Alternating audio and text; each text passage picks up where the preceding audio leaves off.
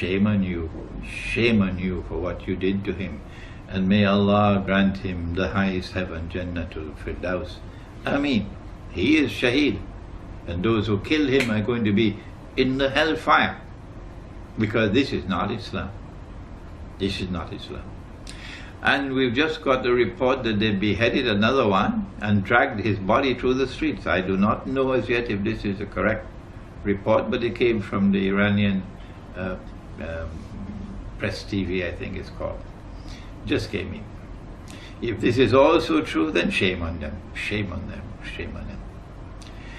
And so the masajid are going to be barricaded now, because these people have a thirst for blood in them, that they will do anything. They're getting into a frenzy now. I don't know whether they're going to come after me as well.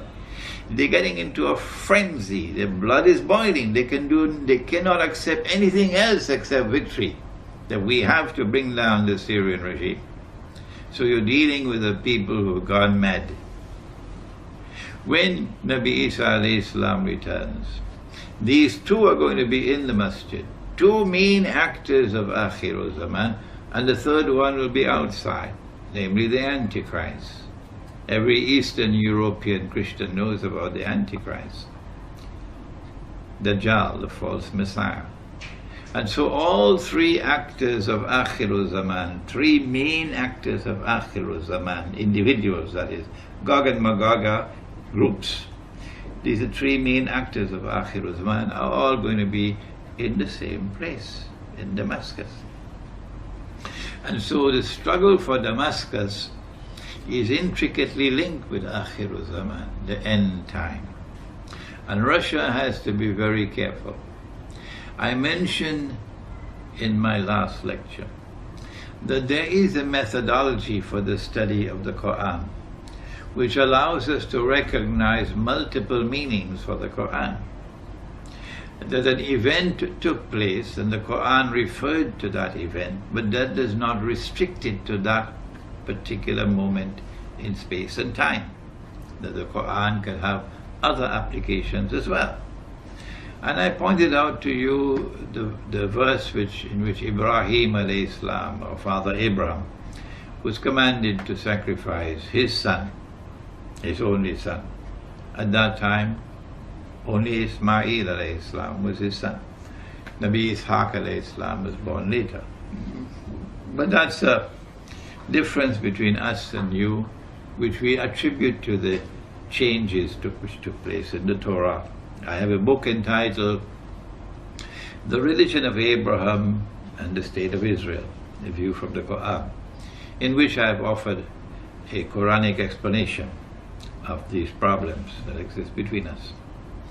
It is at that time when Nabi Isa alayhi salam returns, and the attack takes place, that we will see forces unleashed which will take us to the end time. Russia has to be very careful, because if an attack takes place on Syria and Russia is lured into the war, our understanding of the Quran is that the verse of the Quran which is located in Surah Al-Rum, or the surah which is named after the Eastern Orthodox Christians, which begins with the verse Ghulibatir Rum, Rome has been defeated, but then goes on to say وَهُمْ مِنْ بَعْدِ غَلَبِهِمْ سَيَغْلِبُونَ. I mentioned in my last lecture that this actually took place at that time while the Prophet Muhammad ﷺ was alive.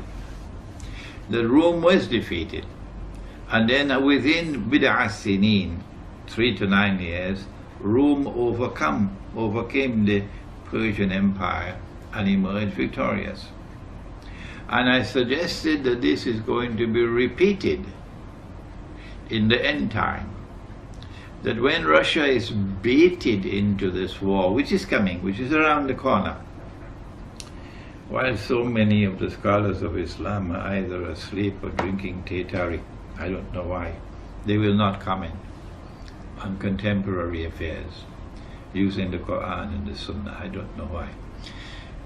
When Russia is baited into this war, and the Russians are ready and willing, when President Vladimir Putin was flying back from the conference in Durban, at 3 o'clock in the morning he gave the order for a naval exercise in the Black Sea. 3 o'clock in the morning. And Russia is going to be lured into the war.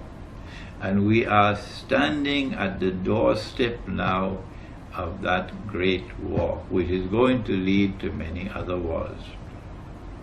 The message we have to send to you today, if our interpretation of the Quran is correct, is that you should not be dismayed by any initial setback or defeat.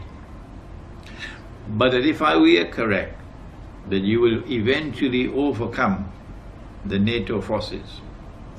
And that victory will come at the time when you join with us in that alliance, and that alliance conquers Constantinople. This is what Prophet Muhammad has prophesied. Allah's blessings be upon him.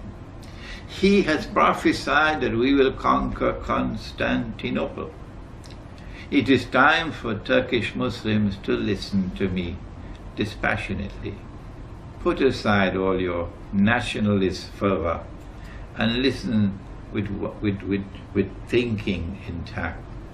That the conquest of Constantinople prophesied by Nabi Muhammad ﷺ has not as yet taken place.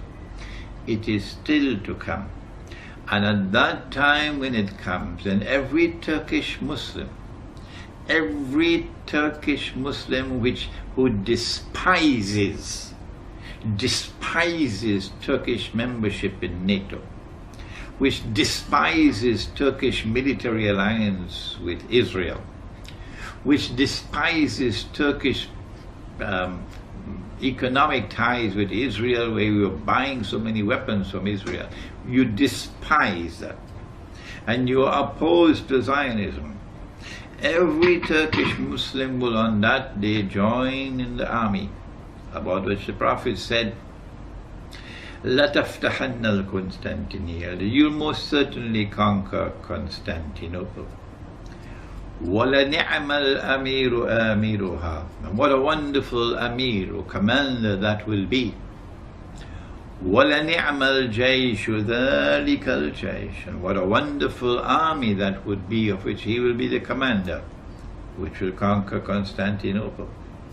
Not only would the Turkish Muslims be members of that armed force which will conquer Constantinople, those Turkish Muslims which despise NATO, but the whole world of Kurd, the Kurdish people who have been oppressed, those Kurds who have been oppressed, and who still, like Salahuddin Ayyubi, have the love of Islam in their hearts.